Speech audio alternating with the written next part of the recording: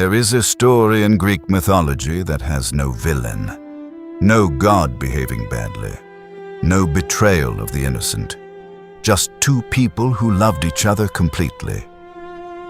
And one moment of human weakness that cost everything. This is the story of Orpheus and Eurydice, and it will stay with you long after it ends. Orpheus was not a god, he was not a hero, he was a musician, the son of Apollo, god of music, and a muse.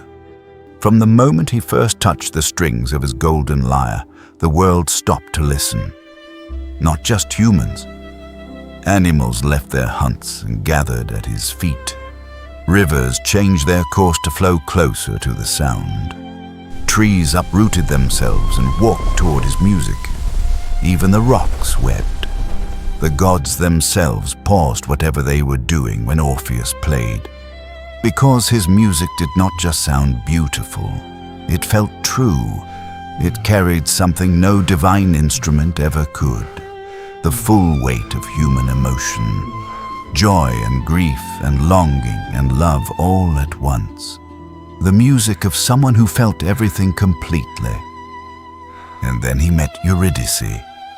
She was everything his music had always been reaching for, warm and real and completely alive in a way that made everything around her more vivid simply by her being there. He fell in love with her the way you fall into deep water, completely and without warning and with no desire to surface. She loved him back with the same completeness. They were married in a ceremony so joyful even the gods smiled. The torches at their wedding burned bright and clear. Everything was exactly as it should be. For a moment, just a moment. On the day of their wedding, Eurydice walked through a meadow. A shepherd named Aristeus had seen her and wanted her. He chased her through the long grass. She ran, and in her running, she did not see the snake coiled in the grass beneath her feet. The bite was instant. The poison was faster. By the time Orpheus reached her, she was already cold. He held her in the meadow as the sun set and the world continued around him as if nothing had happened, as if the most important thing in it had not just ended. He did not eat. He did not sleep. He played his lyre alone in the dark, and the music that came out was so devastatingly grief-stricken that the entire world wept with him. Nymphs and gods and the earth itself. Everyone grieved except death. Death simply waited. Most men would have mourned, would have accepted, would have eventually, painfully, moved forward. Orpheus was not most men. He made a decision that no mortal had ever made before and survived. He would go to the underworld. He would walk into death itself, and he would bring her back, not as a ghost, not as a memory, back, alive, in his arms again. He took his lyre and he walked toward the entrance of the underworld at Tainarum, the place where the living do not go. And he went. The underworld was everything the living feared and more. Cold beyond cold. Dark beyond dark. The river, Styx running black and silent between the world of the living and the world of the dead. Charon, the ferryman, ancient and hollow-eyed, who carried only the dead across its waters, looked at Orpheus standing at the riverbank alive and breathing, and refused him. And so Orpheus played. He played for Charon. He played the grief of a man who had lost the only thing that mattered. And Charon, who had not felt anything in longer than memory, sat down on the bank of the Styx and wept. And he took Orpheus across.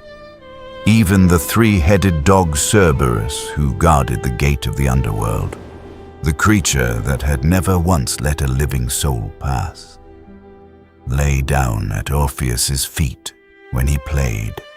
and let him through. He walked through the underworld playing, and everything stopped. The souls of the dead paused in their eternal wandering to listen. The Furies, the goddesses of vengeance whose faces had never shown anything but cold rage, felt tears on their cheeks for the first time. Sisyphus, condemned to push his boulder up a hill for eternity, sat down on his boulder and simply listened. Tantalus forgot his hunger and his thirst. The entire underworld went still, and Orpheus walked to the throne of Hades and Persephone, the king and queen of the dead. And he played for them. He did not beg. He did not bargain. He simply played everything he felt: the love, the loss, the unbearable specific silence of a home that used to have someone in it. Persephone wept openly, and Hades, who had never once in all of eternity granted any soul back to the living, felt something he had never felt before. And he said yes. But there was a condition. Eurydice would follow Orpheus back to the world of the living. She would walk behind him through the darkness of the underworld and up through the long tunnel back to the surface. And Orpheus must not look back. Not once. Not for any reason. Not to check she was there. Not to hear her better. Not for any doubt, no matter how small. If he looked back before they both reached the living world, she would return to the dead forever. One rule, one condition: walk forward. Do not look back. He walked. He could hear her behind him. The soft sound of her footsteps, the whisper of her chiton moving in the cold underworld air. He played as he walked to guide her through the darkness. The tunnel was long. The darkness was absolute. And with every step closer to the surface, the doubt grew. What if she was not there? What if he had misheard? What if Hades had deceived him? What if she had fallen behind and was lost in the darkness alone? The light of the living world was visible ahead, just meters away, just seconds from safety. And the doubt became unbearable. He had come so far, he had done the impossible. He just needed to know she was there. He turned. She was there. Her warm, dark eyes meeting his for one single heartbeat. Relief and love, all visible in her face simultaneously. She did not reach for him. She simply looked at him with an expression of complete love and complete understanding, and whispered goodbye. And the darkness took her, gently, as if it had been waiting patiently all along. He reached for her, but his hands found nothing. The tunnel was empty. She was gone. And this time there was no going back. The underworld does not give second chances. Orpheus returned to the world of the living alone.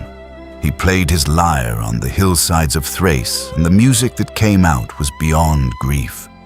The cruelest part of the story of Orpheus and Eurydice is not that he lost her. It is that he almost didn't. This is Greek mythology. And there are 100 more stories just like this. Stories of gods and creatures.